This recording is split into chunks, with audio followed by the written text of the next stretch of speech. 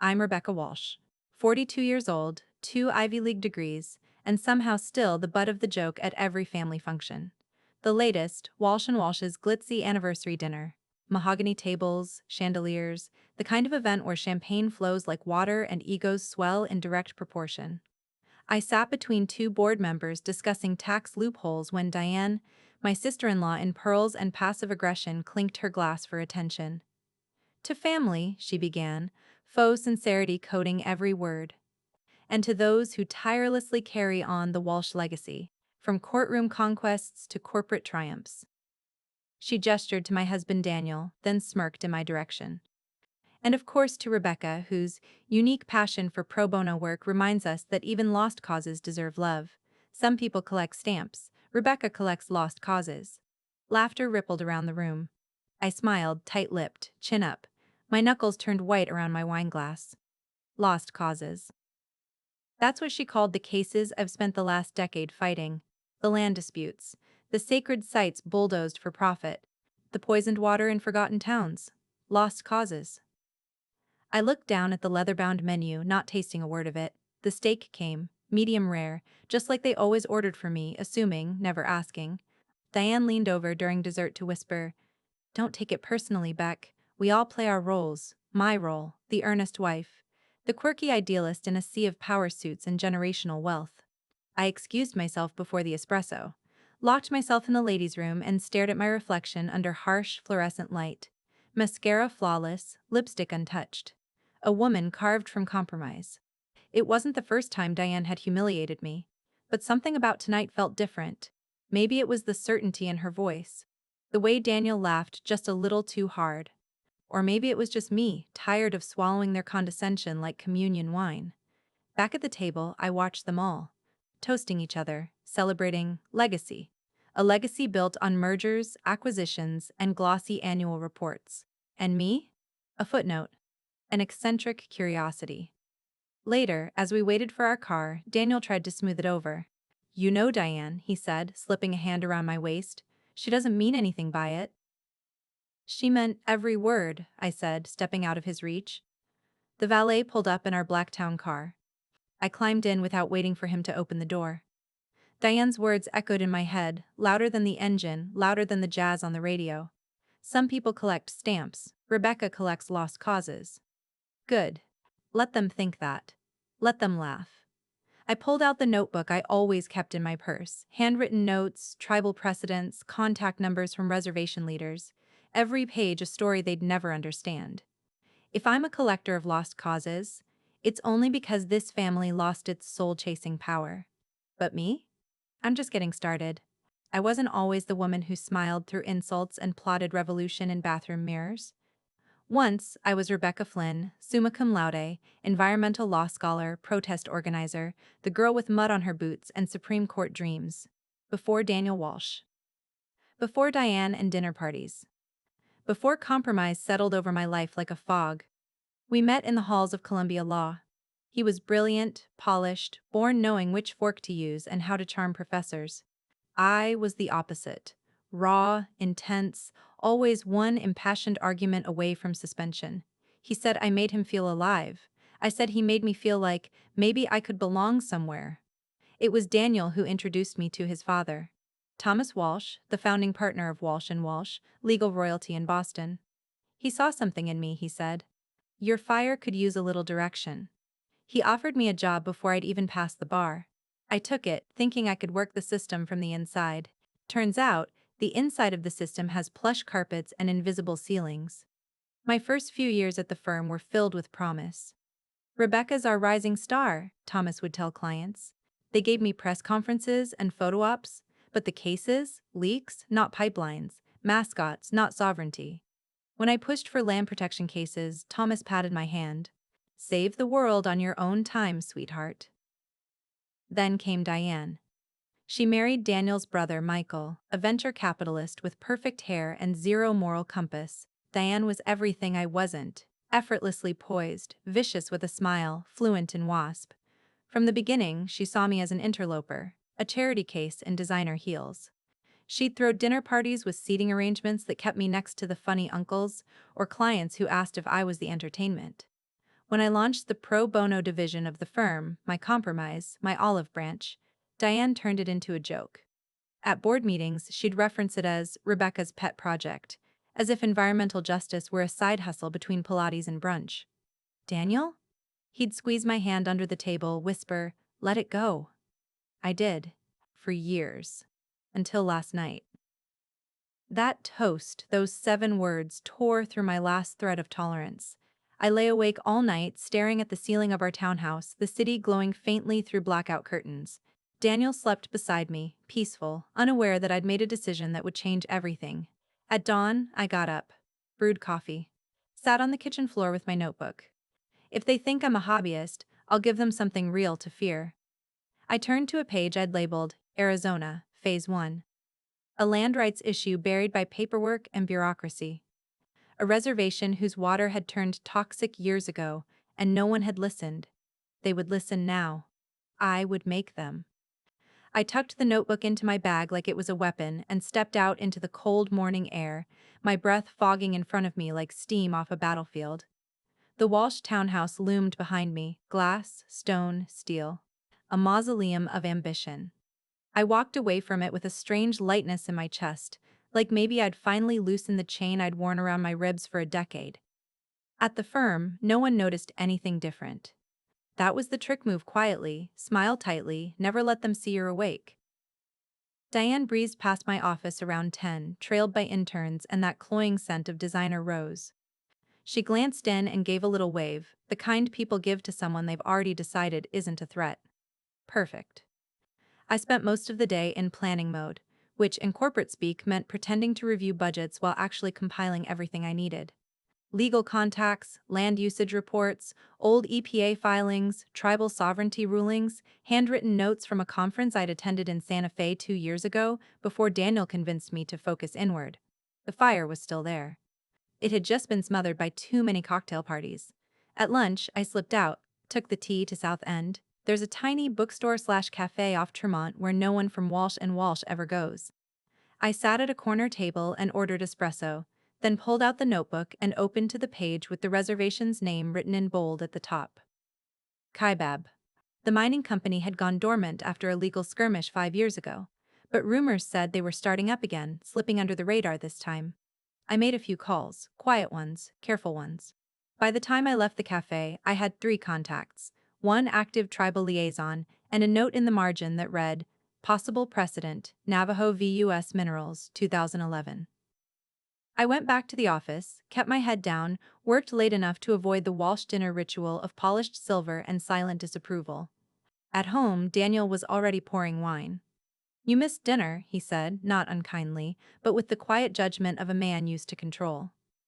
"Busy," I said, kicking off my heels and heading upstairs. He followed. "You okay? After last night?" I paused on the stairs. "Yeah. Just tired of being a punchline." Daniel's smile faltered. "It was just a joke." "No, Daniel, it wasn't." He said nothing. Just turned back toward the kitchen. In our bedroom, I pulled the notebook from my bag and ran my fingers over the worn leather. On the inside cover, I'd scribbled a quote from an elder I'd met once in Utah. "If you speak for the land will answer." I whispered it out loud like a promise. They called it a lost cause. Let's see how loud a lost cause can get. By the end of the week, the resistance started showing up like rot beneath fresh paint. Slow, spreading, impossible to ignore. First, it was Diane, of course. She breezed into my office Friday morning with that gleaming smile she uses like a scalpel. "The partners were reviewing allocation reports," she said, flicking her manicured hand at the stack of cases on my desk. "And we're thinking you might be better suited to internal training this quarter. A mentorship role."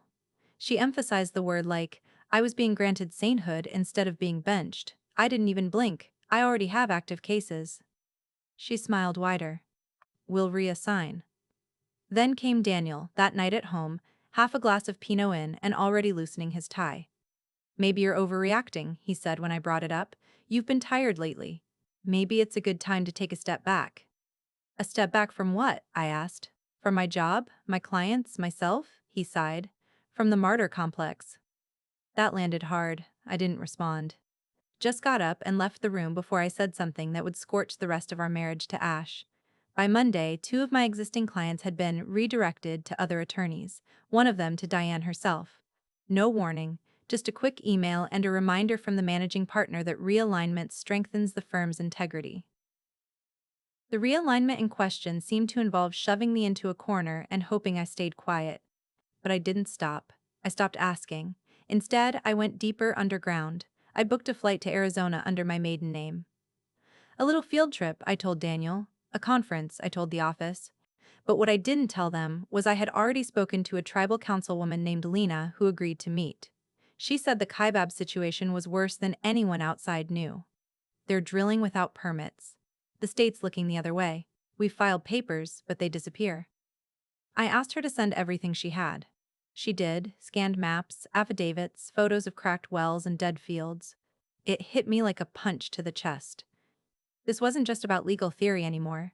This was people, grandparents, kids, a whole community slowly poisoned while firms like mine wrote checks to make it disappear. In my office, I traced the path of a water pipeline across a photocopied map, red ink blooming around it like blood. I added one word in the margin, now. I didn't tell anyone what I was planning. Because when a woman starts moving in silence, that's when they should be afraid.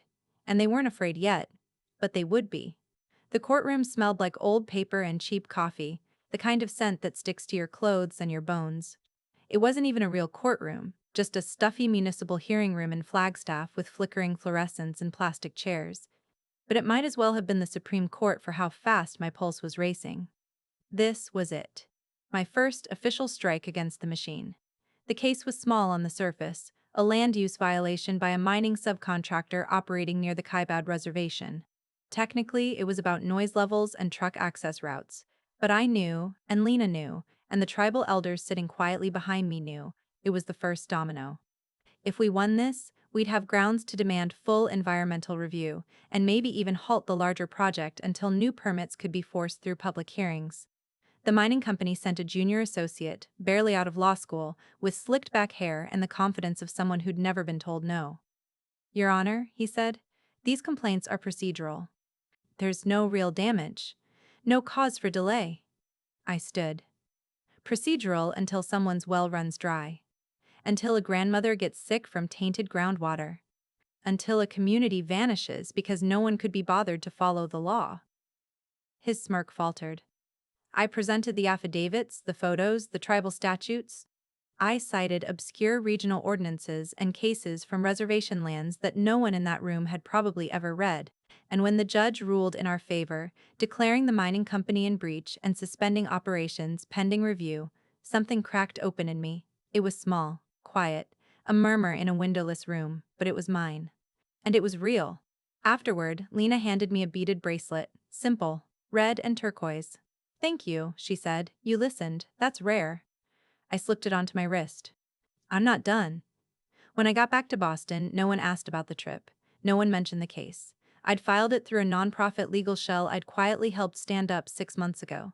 My name didn't even appear in the press. But I knew what I'd done. The bracelet stayed on my wrist, a reminder. Not just of the case, but of what it felt like to stand for something, to win for someone who had nothing but their story and the sliver of a voice I could help amplify. That night, alone in my office, I turned the bracelet over and over in my fingers. I wasn't asking for permission anymore. Not from Daniel, not from Diane, not from anyone. Let them toast their mergers. I had just planted my first flag. I started living double. By day, I smiled in conference calls and reviewed endless corporate contracts with dead eyes and a tighter jaw. I wore silk blouses and nodded while Daniel talked about quarterly projections at dinner. I kissed him goodnight and said all the right things. By night, I built a war chest. I reached out to a contact from law school who now worked at a small advocacy group in New Mexico. She sent me a case file involving a fracking site illegally extracting water from aquifers bordering sacred land.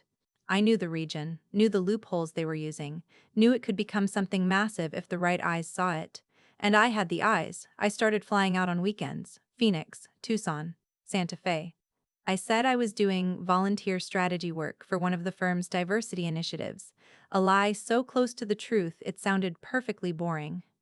I booked flights under Flynn stayed in motels with flickering lights and dusty carpets, and took notes under moonlight while tribal leaders shared what the courts wouldn't hear. In those spaces, something shifted. I stopped talking like a Walsh. I started listening like a Flynn again. I learned how water theft happened one contract at a time. How state officials shrugged through bribery in plain sight. How sacred sites were desecrated and then quietly paved over. And then Daniel found a receipt. 634.92 from a place called Casa Piedra, he said, waving the paper in front of me one night like it was a subpoena. In Arizona? Care to explain? Field research, I said, calm, measured, not lying, not really. He blinked. For what?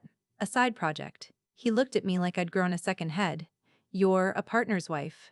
Not some robe journalist. I just smiled. You'd be surprised what I still am.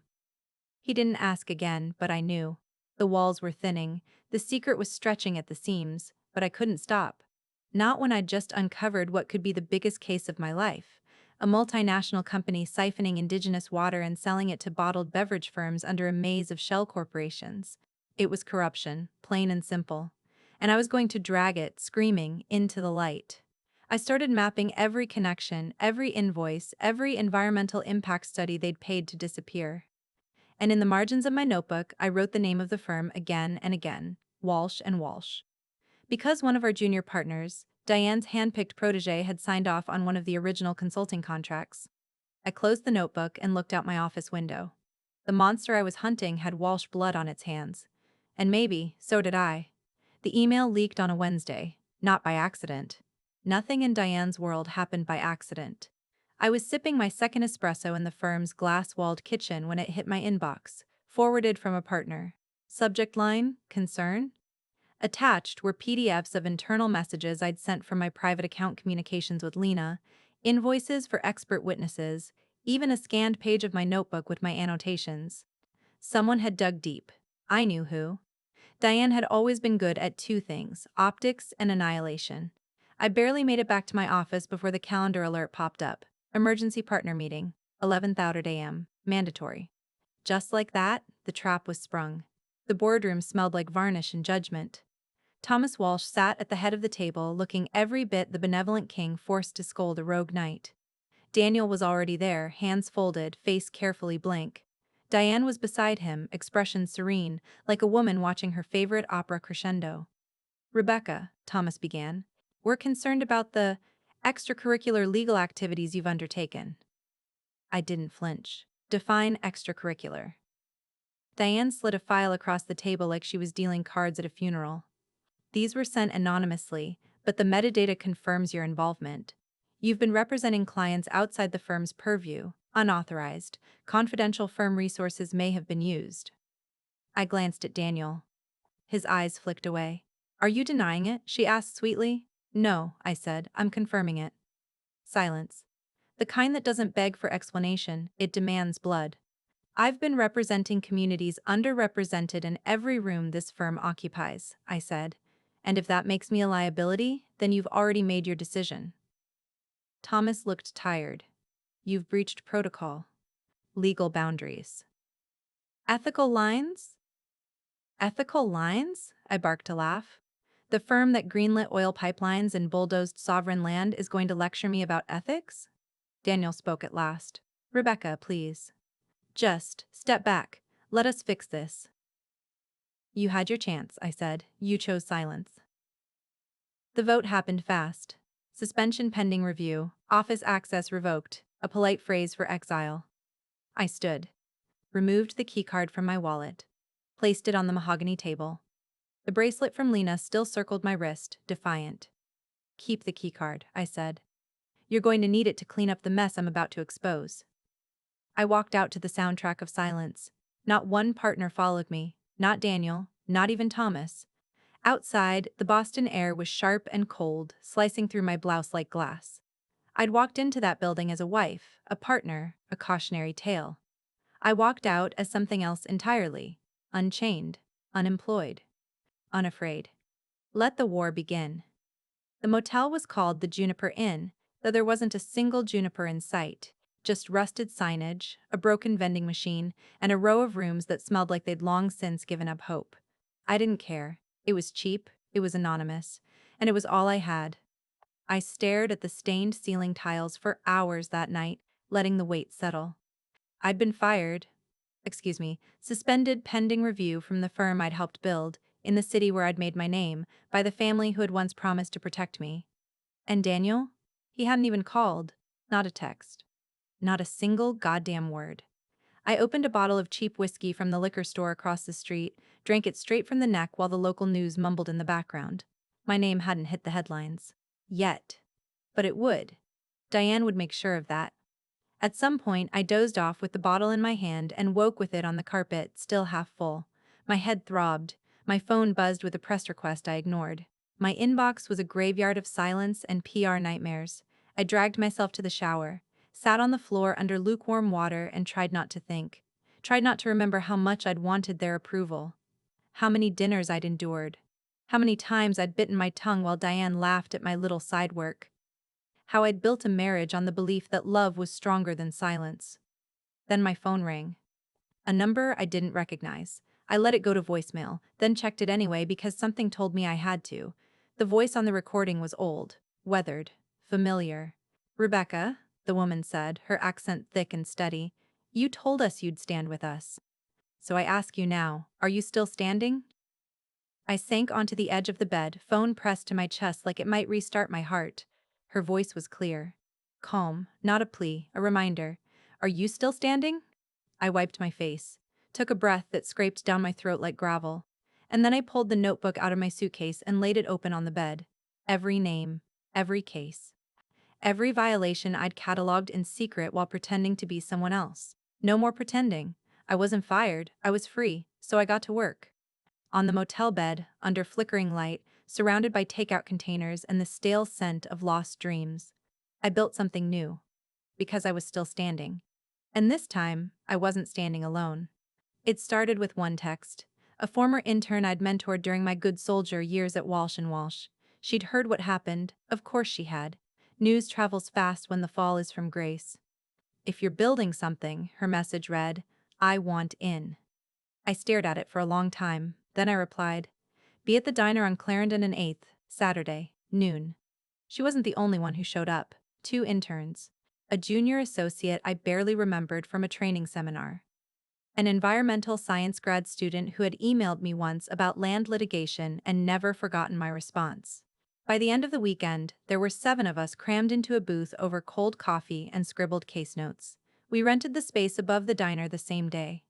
It smelled like fryer grease and dust, but it had a window and a lock and enough power outlets to matter. We brought folding chairs, a whiteboard from a yard sale, and 3 extension cords.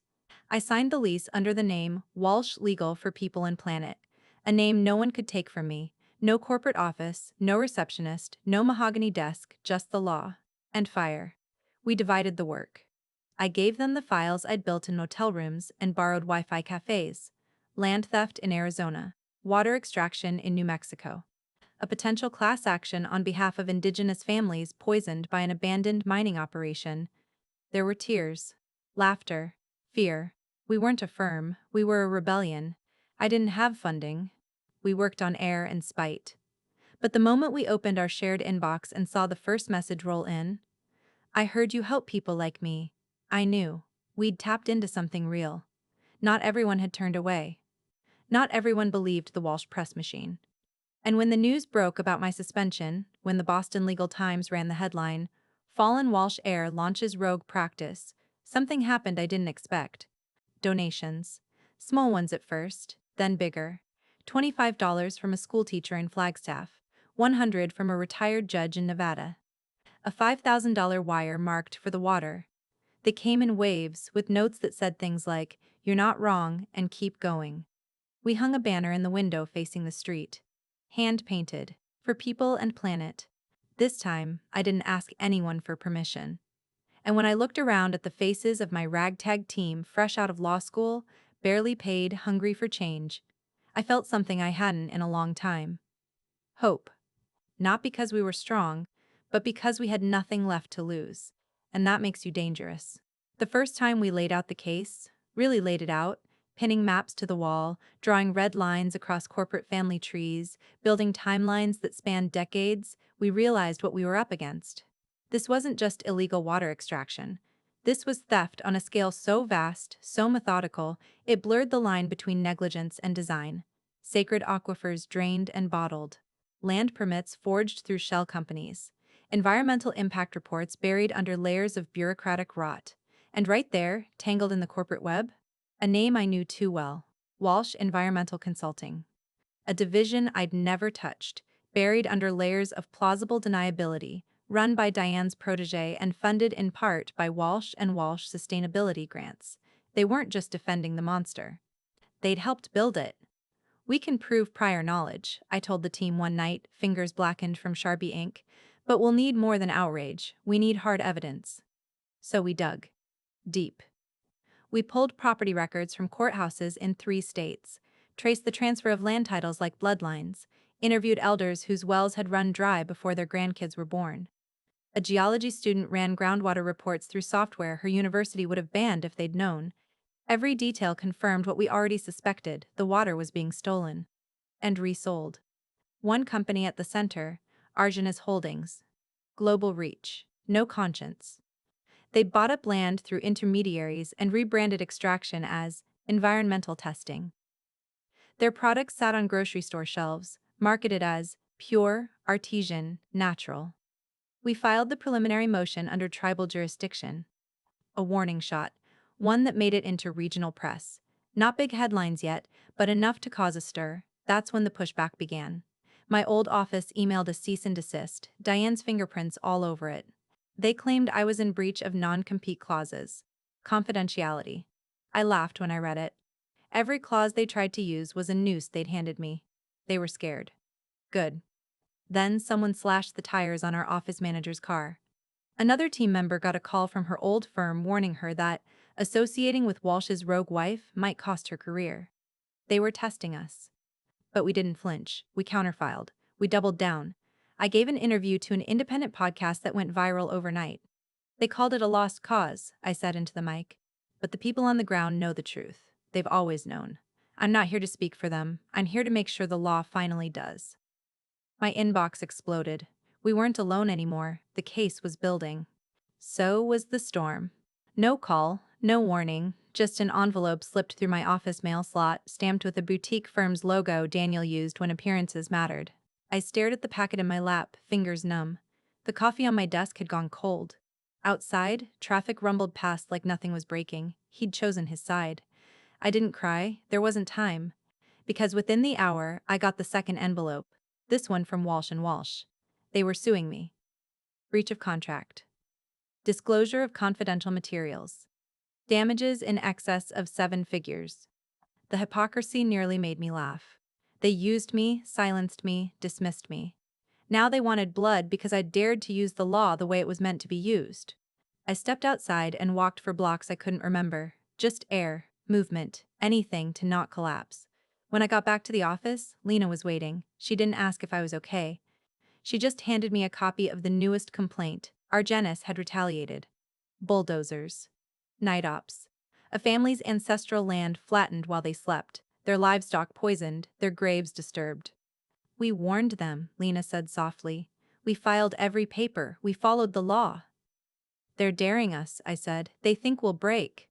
I locked myself in the bathroom and sobbed so hard my ribs hurt. Curled up on the floor in a stall, cheek pressed to cold tile like it could anchor me, I'd wanted justice. Instead, I got lawsuits and wreckage and a pile of trauma I hadn't prepared my team or myself to carry. I crawled out eventually, washed my face, slipped the bracelet back onto my wrist, and I walked into the war room. "We counter everything," I said, voice rough. "No retreat, no apologies." "If they want fire?" "We give them hell," said Nora, our junior associate, her eyes shining with something fierce. Everyone nodded. That night, I stayed behind alone. I sat at my desk with the divorce papers in one hand and a photo in the other. Daniel and me at our wedding, all smiles and champagne. I tore it in half. Then again, and again. This wasn't about marriage anymore. This was survival. And I was done waiting to be saved. He knocked on the glass door like a man who had something to confess. Thomas Walsh. The patriarch. The architect of my exile. He looked smaller than I remembered, still tailored, still composed, but older somehow. More human. I opened the door. "May I come in?" he asked. I should have said no, should have closed it in his face. But something in his eyes stopped me. Not contrition, he was still a Walsh, but maybe something adjacent, maybe weariness. I led him into the office, past the whiteboard covered in red ink and maps, past the boxes of affidavits and water samples. He didn't say a word. Just looked around at the makeshift space like he was trying to translate the language. "I assume you're not here for coffee," I said. "No," he replied. "I'm here because I was wrong." That got my attention. He reached into his coat pocket and pulled out a sealed folder. Heavy. Legal. "These documents never passed through our official channels," he said. "They were provided to me off the record years ago by an Argenis subcontractor. I filed them away." "Why?" "Because they were dangerous," he said simply. "And because I wasn't brave enough." I stared at him, heart pounding. "Why now?" "Because I watched Diane turn this into a vendetta. Because Daniel told me you cried in a motel bathroom. Because I remembered the girl who once yelled at a senator during a panel on tribal sovereignty and made the whole room applaud." His mouth twitched like the memory tasted bitter and sweet. "I built a legacy by knowing when to step back and when to push," he said. "Diane? She only knows how to destroy." I opened the folder. Internal memos. Satellite images. Emails acknowledging contamination. Argenis executives discussing how much they could pay state regulators before it became optically risky. One file marked confidential in all caps, with my old firm's watermark faint but undeniable. This was it. The smoking gun. I looked up. "What do you want in return?" "Nothing," he said, and for once I believed him. "Just finish it. If you're going to burn it down, make sure something better rises from the ash." He turned to leave. At the door, he paused. "Your mother would have been proud of you."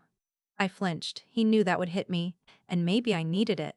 When he was gone, I walked back to the table and spread the documents out under the overhead light. Pages and pages of proof, not allegations. Facts. The case had just become unwinnable for anyone but me. Because now, it wasn't just sacred land or stolen water. Now, it was a cover-up. And I had the match in my hand. The courtroom was colder than I expected. Maybe it was the marble. Maybe it was the weight of what we were about to do. Or maybe it was just me, armored in a dark suit, bracelet peeking from under my cuff, every nerve sharpened to a blade. We weren't just suing Argenis Holdings. We were dragging an entire legacy into the light. The room filled slowly. Press. Protesters. Community elders. Argenis had flown in a phalanx of lawyers. 10 men in matching ties, all smirks and smug confidence. They took their seats with the comfort of people who'd always had the law on their side. I stood, introduced myself. Rebecca Flynn Walsh, representing the Kaibab Nation and associated plaintiffs. The first witness was an elder named Ruth, 83 years old, hunched but unshaken. She spoke about the spring that fed her family's land, how it turned bitter 3 winters ago, how her grandson got sick from it and still coughed blood at night. "They took our water," she said. "And they knew what they were doing." The Argenis lawyers objected. Hearsay, speculation. I pushed back, calm, surgical. I had the documents now. Proof they knew the contamination risk, proof they dismissed it. We moved through witness after witness. Farmers, mothers. A 10-year-old girl who testified with eyes too tired for her age. Every story added weight. Every silence from the defense deepened the rot. Then it was my turn. I stepped forward with the smoking gun, the sealed folder Thomas had given me. Pages of internal emails, time-stamped, undeniable. A memo from an Argenis executive warning, "If this leaks, we're looking at sovereign lawsuits, shut it down or buy silence." The jury shifted. One of them, a woman in her 50s with calloused hands, nodded slowly, like she'd seen this kind of theft before, just on a smaller scale. The defense scrambled. They tried to discredit Lena. Called her emotional, accused her of activism over accuracy. I objected hard. And the judge, an old Harvard alum I'd clerked under years ago, looked over his glasses and said, "Counsel, this isn't your golf club. Proceed carefully." The gallery laughed. But it was the final hour of the day that shifted everything. I delivered a closing that wasn't rehearsed. I tossed the script and spoke from the place inside me that still remembered the sting of Diane's toast, the motel floor, the voice on the phone asking if I was still standing. "I'm not asking for pity," I said. "I'm asking for accountability. Because when we ignore the quiet theft of land and water, we aren't just letting people down, we're rewriting the rules of justice to serve only those who can afford it." The courtroom was silent, not out of shock, out of recognition. I stepped back, let the truth hang in the air like smoke, and I knew without question that the tide had begun to turn. The change didn't come with a bang. It came with a flicker. One juror leaning forward during cross-examination, one headline shifting from skepticism to curiosity, one viral clip of Ruth's testimony shared by a journalist with 2 million followers and a conscience like a sledgehammer. The day after my closing argument, the courthouse steps were flooded, not with protest signs, with people, families, students, lawyers with conscience, not pedigree, tribal elders in regalia, journalists who smelled blood in the water. They held signs that read, "Water is life, and we stand with Rebecca." That one stopped me. Because it wasn't about me, not really, but for the first time, it felt like the world saw through the gloss of Walsh and Walsh, through the PR machine, through the smoke Diane had blown for years. They saw what we were doing. And they cared. Inside, the defense flailed. Their CEO, Argenis's platinum-haired puppet, took the stand. I watched his hand shake slightly as he adjusted his cufflinks. "Did you knowingly authorize water extraction from land under tribal stewardship?" I asked. "We had legal counsel, yes or no?" He paused too long. "We were following. Internal memos show you knew about the contamination risk. You greenlit it anyway. Why?" "Objection. Overruled." I didn't blink. "Why, Mr. Lennox?" He looked at his lawyer, then back at me. "Because it was cheaper to ask forgiveness than permission." Gasps. Real ones. From the jury, from the gallery. I nodded. "Thank you. No further questions." The media went wild. By noon, clips were trending. By nightfall, public donations to the People and Planet Legal Fund doubled. A famous actor posted our case with a fist emoji. A senator called it the trial that could change environmental law. I sat in my chair, staring at the bracelet Lena had given me. I'd worn it every day. A talisman. A vow. "You okay?" Nora asked. "I think," I said, "we're actually going to win this." She smiled. "You already did. They can't ignore us anymore." But I wasn't thinking about winning. I was thinking about what would come next. Because once the tide turns, it doesn't stop. It swallows everything. The op-ed dropped the night before the verdict. Of course it did. Diane's face graced the editorial page of the Boston Courier, smiling like a woman who knew how to land a knife without leaving fingerprints. The headline was a masterclass in deflection. "When Justice Becomes Personal, the Ethics of Legal Revenge." She didn't name me, not directly, but every sentence was a scalpel dressed in silk. "There's a growing trend," she wrote, "of legal professionals blurring the line between advocacy and vendetta. When personal history clouds objective counsel, can we trust the motives behind the mission?" She talked about former insiders exploiting tribal communities for public redemption. She questioned whether the rogue legal teams behind the Kaibab suit were acting out of genuine concern or bitter retaliation. She signed it Diane Walsh Carter-esque, as if that trailing flourish meant she spoke from on high, not from the ruins of a legacy I was unraveling thread by thread. The article spread like gasoline. Cable pundits debated it. Anonymous Twitter accounts called me a white savior. The firm's loyalists circulated it among donors. Some of our own contributors hesitated, pulled funds, sent wary emails. I read it in silence, then reread it, then folded it and placed it in the middle of our office table. Lena walked in just as I did. "She's scared," she said. "She should be," I replied. Still, it rattled me. For the first time in weeks, I felt the doubt creep back in. Was I using these people? Was I chasing justice or revenge? That night, I drove to the courthouse. It was empty, silent under the street lamps, a hushed cathedral of stone and power. Outside the gates, I found them members of the Kaibab Nation. Dozens of them, men, women, children. They weren't protesting. They were waiting, holding signs. Candles. One said, "We stand with Rebecca." Another, "She heard us." I stood there, wind slicing through my coat, unable to speak. An elder approached, eyes warm but fierce. "You didn't use us," she said. You carried what we gave you, and you didn't drop it. I nodded, throat tight. Inside, Diane's op-ed might have stirred the waters. But out here? Out here, the truth stood tall. They hadn't come for spectacle, they'd come to witness. And no article in the Courier could undo that. The courtroom was packed. Reporters lined the back wall, notebooks in hand, cameras poised. Our team sat rigid, every breath synchronized. The jury filed in slowly, their expressions unreadable. I kept my hands folded in my lap, the bracelet warm against my skin. I didn't look at the defense. I didn't look at Daniel. I didn't need to. This was never about them. The judge asked if the jury had reached a verdict. The forewoman stood, steady as stone. In the matter of Kaibab Nation et al. Versus Argenis Holdings and associated entities, we find in favor of the plaintiffs. My lungs froze, she continued. We award damages in the amount of $2.3 billion. The gasp wasn't just from us, it echoed from the gallery, from the cameras, from the country. And further, the forewoman added, her voice gaining strength, we order the immediate cessation of all operations by Argenis Holdings on the contested lands. Sovereignty of the Kaibab territory is affirmed. My body didn't move, couldn't. Tears threatened, but I held them back. Not yet, not here. Lena squeezed my hand. Nora let out a sob. The judge struck his gavel. Court adjourned. Applause erupted, rolling through the chamber like thunder. Not decorum, not polite clapping. Real, guttural relief. Justice. Finally. I stood, not because it was proper, but because I had to. A reporter shoved a mic in my face the moment we stepped out onto the courthouse steps. Rebecca, how does it feel to win? I blinked into the sunlight. It was never about winning, I said.